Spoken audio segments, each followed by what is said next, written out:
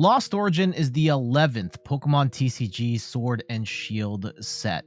Not only does it reintroduce the Lost Zone mechanic, while also adding some new twists to it, it's also quite possibly my favorite of all the Sword and Shield era sets.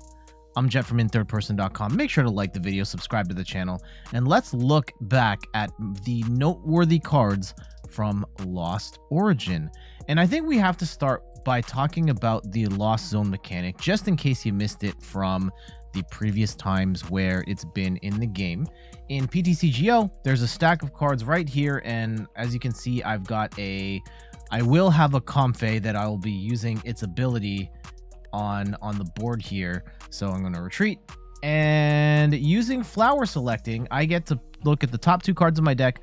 I get to keep one card and put another one in the Lost Zone. Here I pick the Goodra, and then the umbrella goes into the Lost Zone. And unlike the discard pile, so think of the Lost Zone like a discard pile, except in the Lost Zone, you cannot get those cards back. You cannot use Ordinary Rod to get back the energy or Pokemon. You can't use Silene to get anything back. They're just gone forever. So why would you want to get rid of cards? Well, using cards like Comfey, using cards like Colress's Experiment, you can throw cards in the Lost Zone, which then unlock different abilities and moves that make you stronger along the way, such as Cramorant, which has the ability Lost Provisions, where if you've got four or more cards in the Lost Zone, you get to use the Spit Innocently attack for free. So it's not that uncommon to see Cramorant dropped in the first turn and get 4 cards in the Lost Zone and then swing for 110 damage for 0 energy. Really efficient attacker. If you get up to 7 cards in the Lost Zone, you can use Mirage Gates, and this was a massive item card where you get to accelerate 2 basic energies of different types to your Pokemon of, wherever you want. And there are so many Pokemon that weren't really being played at all that found a new lease on life thanks to Mirage Gate, because a lot of cards just didn't have good energy acceleration, or entire types of cards just didn't have energy acceleration, and Mirage Gate was there for that. And then once you get to 10, you get access to Sableye and its Lost Mine attack, where you can just drop 12 damage counters wherever you want. And of course, Giratina VSTAR, the feature Pokemon in this set, where its V-Star power, we'll come back to its move in just a sec. Its V-Star power, Star Requiem, for a grass and a psychic energy, lets you just instantly KO a Pokemon in the active. Just a crazy way of taking 3 prizes if you knock out a VMAX or use that onto a V-Star, what have you. But an instant KO is absolutely nuts. And Giratina VSTAR at the time was considered really strong, but not the strongest variation of Lost Box. That being said, post-rotation, it looks like Giratina VSTAR is really going to be the best deck in format going forward. While we're here, we should also talk about Giratina's Lost Impact move. For 1 grass, 1 psychic, 1 colorless, does 280 damage, and you put 2 energy into the Lost Zone, accelerating the Lost Zone even further, and 280 damage is a lot. You are KOing almost every V-Star in the game. You're knocking out all Pokemon V. But in certain instances where you're not one-shotting anything, that 280 can be a little rough, especially since you have to throw that energy into the Lost Zone. You could use a Mirage Gate to get another 2 energy on there a little later, but it can get a little clunky. That being said, Giratina VSTAR, very strong Pokemon, and looking to be very strong / possibly the strongest post-rotation. We also have to talk about Giratina V, which isn't bad in its own right. For 1 colorless energy, it has Abyss Seeking, where you look at the top 4 cards of your deck and you get to put 2 of them into your hand and the other 2 into the Lost Zone. And then it's also got the Shred attack for 1 grass, 1 psychic, 1 colorless, 160 damage, and your attack is not affected by weakness or anything like that, so you can just shred through Miltanks no problem. Hisuian Goodra is also in the set, and it's my personal favorite card from this set. Its move Rolling Iron for a water, a metal, and a colorless energy does 200 damage, and Goodra takes 80 less damage next turn. There are just so many decks that cannot deal with the defensive capabilities of Goodra. Not only that, its V-Star power is amazing. Moisture Star lets you just heal off all the damage from one of your Goodras, and that is just absolutely devastating for a number of different decks that just basically lose a turn when they attack a Goodra. Now, Goodra's been kind of up and down. I think early on, people thought the Arceus variant was better, and it actually won a regionals. These days, the Lost Zone version is the most popular of the two. Personally, I've always felt like the Lost Zone version was the better of the two, and I feel kind of vindicated that that's kind of where the meta has shaken out. And I'm glad that Goodra is getting play. Goodra is a card that a lot of people overlooked for a long time, and now it's finally getting some shine, and I personally love to see it. The 1 VMAX from Lost Origin is Kyurem VMAX, and this saw a lot of play early on thanks to its ability Glaciated World. You flip the top card of your deck, and if it's an energy, you get to attach it to any Pokemon of your choice. But usually we're attaching it to Kyurem VMAX and using the move Max Frost, which does 120 damage and 50 more damage for each water you discard. There are ways of comboing Glaciated World across multiple Kyurems, or using Melanie, or using Palkia VSTAR, which is what it was mostly played with, to get enough energy to one-shot anything in the game. However, this has kind of fallen out of favor, just being a little bit too much of a liability, especially against single prize decks, where it just kind of gets torn up. That being said, it definitely had a run for a little while, and this deck is a ton of fun to play. Hyped up to be one of the featured decks in Lost Origin, Zoroark VSTAR kind of fell short. Its big problem is its move Ticking Curse does 50 damage, and this attack does 50 more damage for each of your Pokemon, or it does 50 damage for each Pokemon that has any damage counters on it. So you have the potential to hit for up to 300 damage for only 2 energy. However, getting damage on your own Pokemon is kind of clunky. Yes, you can play stuff like Gapejaw Bog. Yes, you can play stuff like Damage Pump, which could help you accelerate in a hurry. Yes, you can have the Gengar that takes damage and then you put it on the board from the discard pile. That helps as well. However, it was a little too wonky to really see success in the tournament scene. It did get some top 8s, and I know it won at least one major tournament in Asia, but it never quite got to the top tier status that many thought it was going to. This card right here, Drapion V, the ultimate screw you to Mew VMAX, as if there wasn't already enough anti-Mew cards in the game. The Pokemon company said, you know what, here's a card that everyone can just pop into their deck and just one-shot a Mew VMAX for 0 energy. Is Mew VMAX really that much of a menace? Based on some of the comments that I get on any Mew-related videos, maybe so. However, Mew VMAX continues to be a force, even with Drapion V out here taking 3 prizes, and now they have Sky Seal Stone, which allows Drapion to knock out a Mew VMAX and take 4 prizes. And Mew is still one of the best decks in the game. That being said, Drapion V is a ridiculous card for the fact that it's solely designed to pretty much take out Mew VMAX. Like, yes, Wild Style technically also reduces the cost of the move for Single Strike, Rapid Strike, and Fusion Strike Pokemon. And yes, you could technically accelerate the 4 energy to knock out a Mewtwo V Union or something like that. But Drapion V very much was designed to just take out Mew, and that's it. Galarian Berserker V is a rogue tier deck at best, where its Treasure Rush attack for 1 metal, 1 colorless does 20 damage for each card in your hand. You would play this with, I think it's the Rapid Strike Milotic, the one that doesn't let you get Marnied.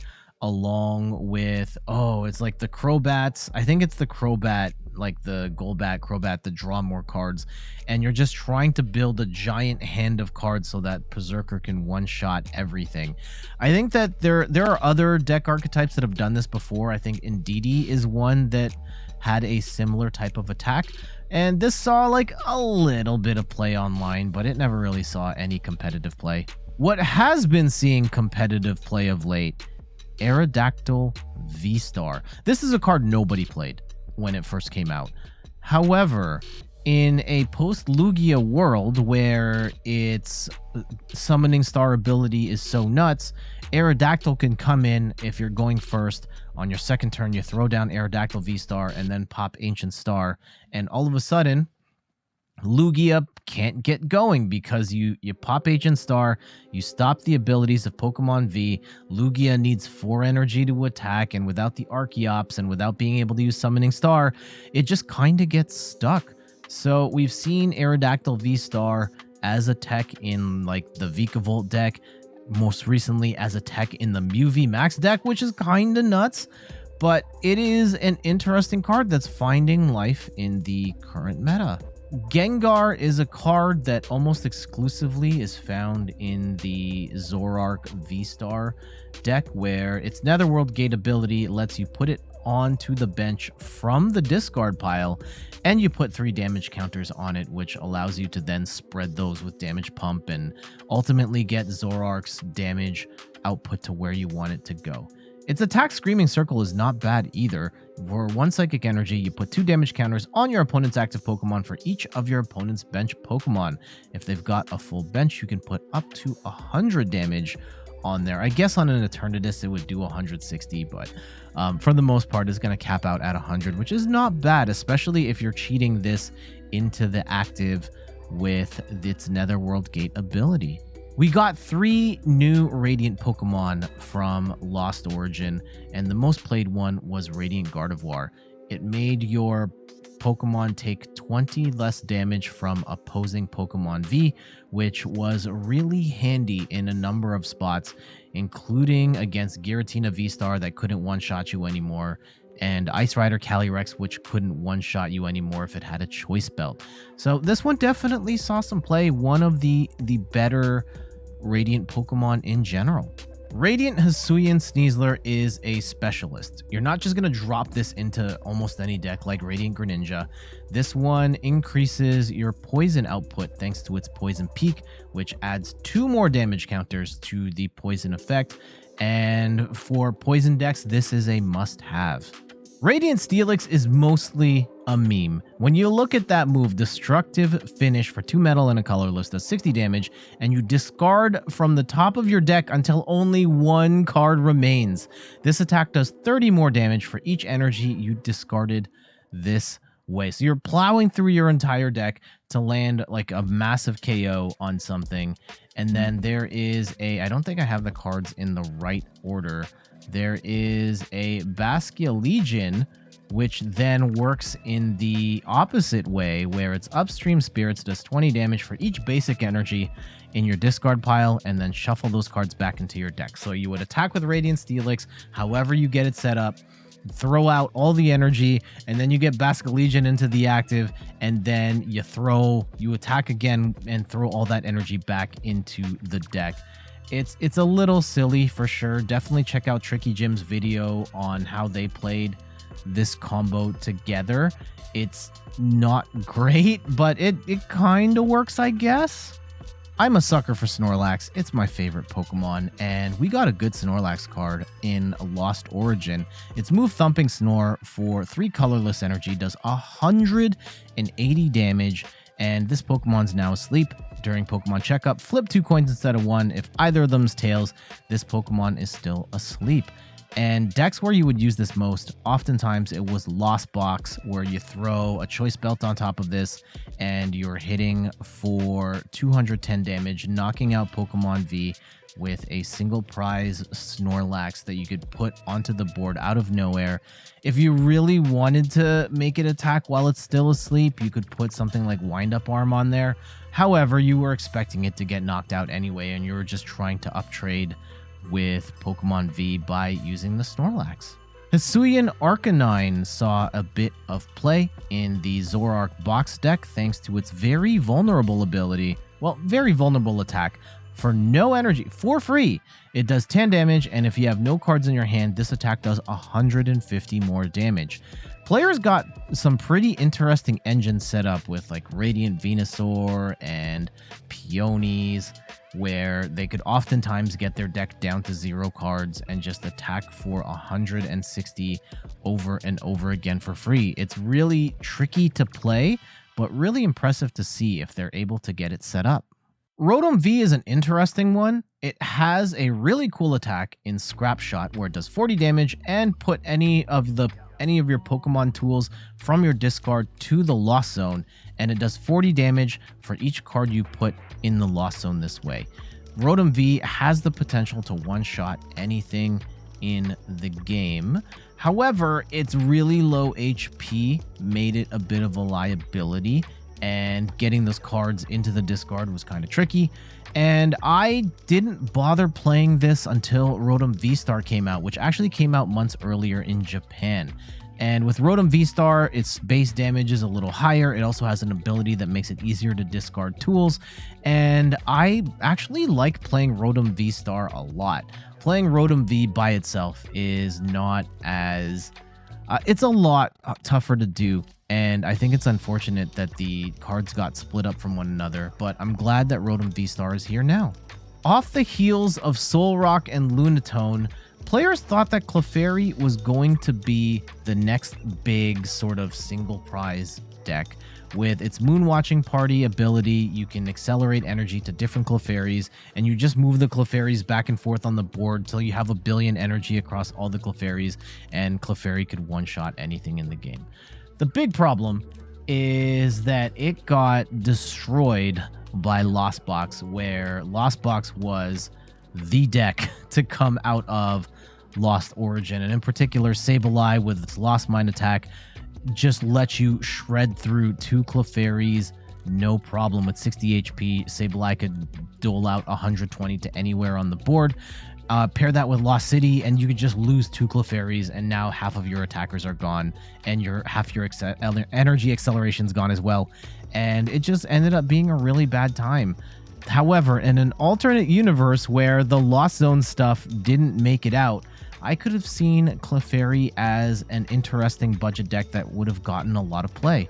Moving on to trainer cards, we've got Damage Pump here, which moves up to 2 damage counters from one of your Pokemon to your other Pokemon in any way you like. Off the top of my head, like if you're not thinking about Zoroark, maybe this is a really bad healing option. But really, this is here exclusively for Zoroark VSTAR to get damage onto your own Pokemon to increase Zoroark's damage output. We have to talk about Colress's Experiment here, probably the best card in terms of supporters from this set. Oh, it's definitely the best card from this set in terms of supporters. You look at the top 5 cards of your deck, you put 3 of them in your hand and 2 of them into the Lost Zone, which is incredibly helpful. One of the most important cards for Lost Box decks, getting those cards in the Lost Zone as fast as you can.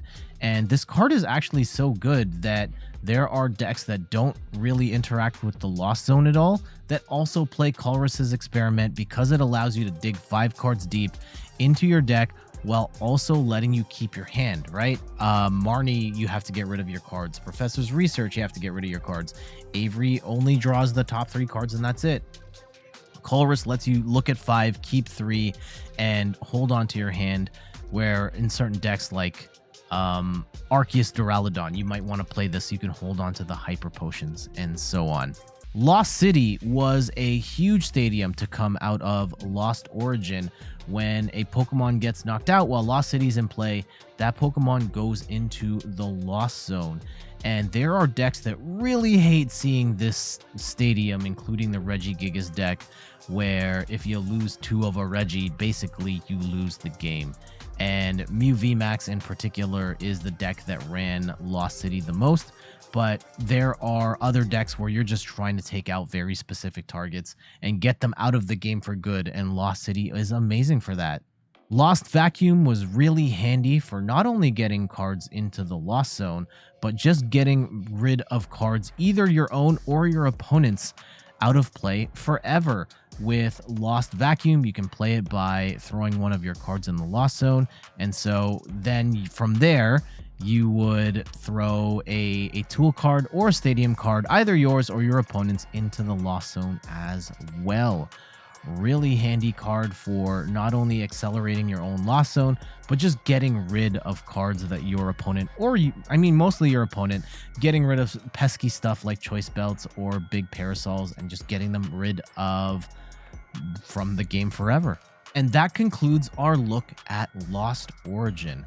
This is probably my favorite Sword and Shield era set because of the introduction of the Lost Zone and because it felt like there were so many different cards that became viable thanks to the Lost Zone engine. And then the cards that they introduced in the set, from Giratina VSTAR, Kyurem, Goodra VSTAR, Zoroark, and so on. There were so many new archetypes that were added to the game thanks to Lost Origin that made it the most exciting set for me. But how about you? What set was most exciting for you? Let me know in the comments of this video. And we have to go. Thank you so much for watching. You can find me on all the things: YouTube, TikTok, Twitter, and Instagram at In3rdPerson. You can also find me on Twitch, where I stream the Pokemon trading card game every Sunday at 10 a.m. Eastern Time. And check out the website in3rdperson.com for more articles and videos on video games, board games, and other nerdy pursuits. All right, until next time, I will see you later. Bye-bye.